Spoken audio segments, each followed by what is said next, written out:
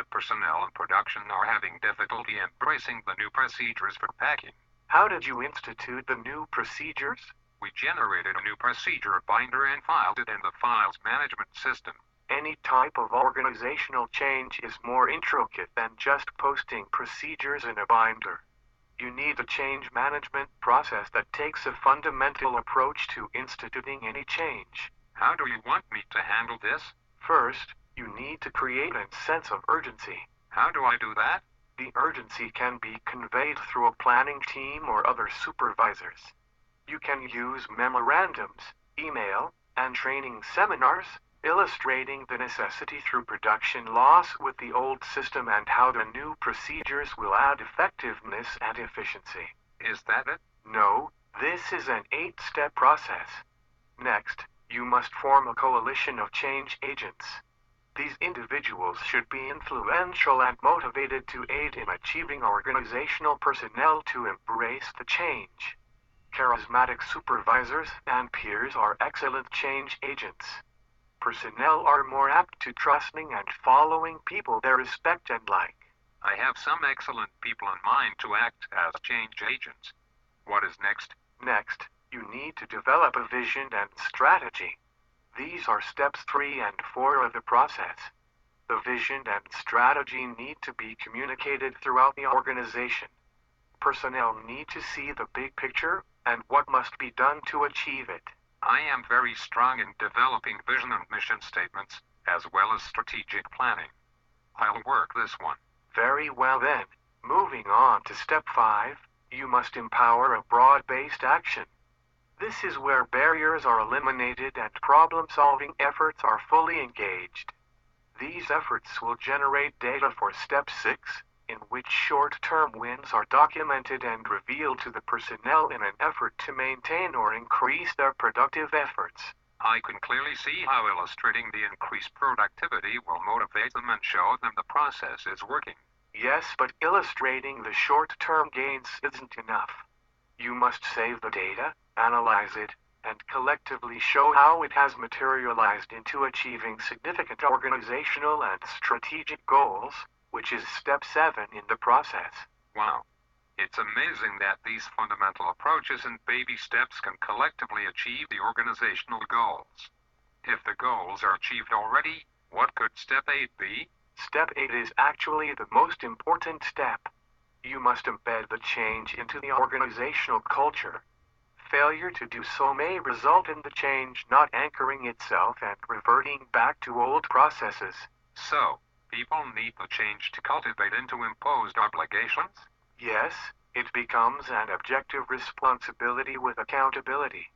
The employees' performance appraisals, reward systems, and training are excellent ways of embedding the change. You can't hide the new obligation in a binder and hold people accountable to it. I see. Now that I've learned about this 8-step process, I understand how placing the procedures in a binder for the employees to read wasn't enough. I'll get right on it. Please do and keep me abreast of your progress. Thank you for your time, sir. My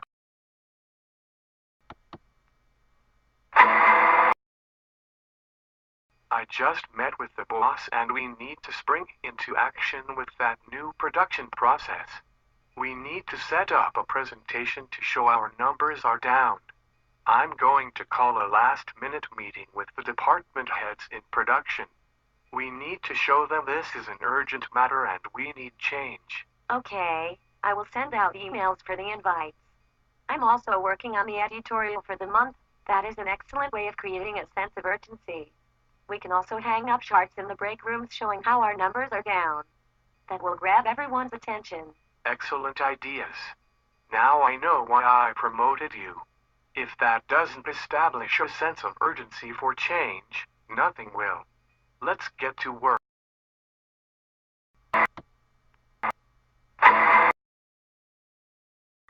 You were one of the most charismatic people in the office. Will you help me get some people on board for getting this new packing process into place?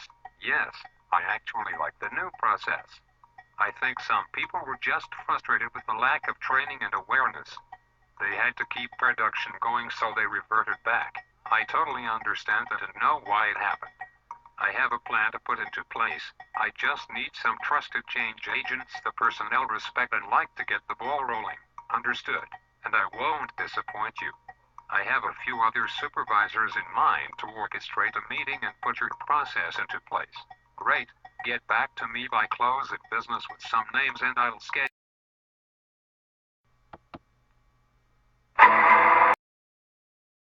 Sir, I've been working on the process all day. I've come up with a vision and mission statement. I'll generate a strategic plan from the vision after a SWOT analysis. Excellent. I give my approval to press on. I think the change is going to take this time. I just encourage you to keep up on the process. Thank you, sir. Good night. I'll communicate the vision in tomorrow's meeting and ensure it makes it to the top of every training.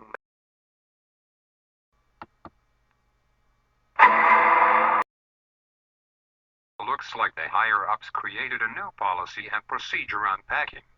There's a training class next week. I read it in the newsletter and saw that production is down.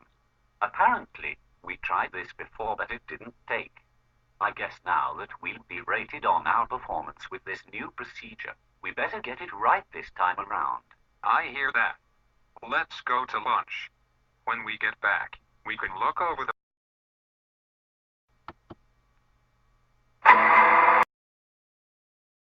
Hi, Suzanne. How has the data collection been for those illustrations?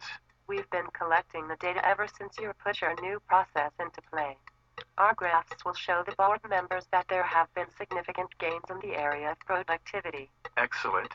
The short-term gains were met. Not just met, exceeded. In fact, our revenue is up this fiscal year because of this increase in productivity. Which means we achieved our strategic goals as well. Thank you so much. I'll encompass your graphs and reports in the presentation for the board members, and get the word out to the personnel that their efforts worked and have.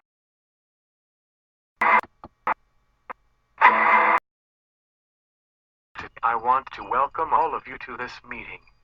First, I want to say that you, the production crew, are the backbone of this organization. Next, I want to announce that our productivity numbers are up. This could not happen without your hard work. I introduced a new process, which proved to be a challenge. But you all embraced the change and excelled in each of your respective areas. Because of this, we will close our fiscal year out with increased revenues.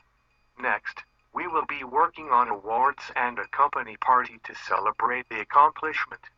Thank you all for your hard work and adherence to the plan.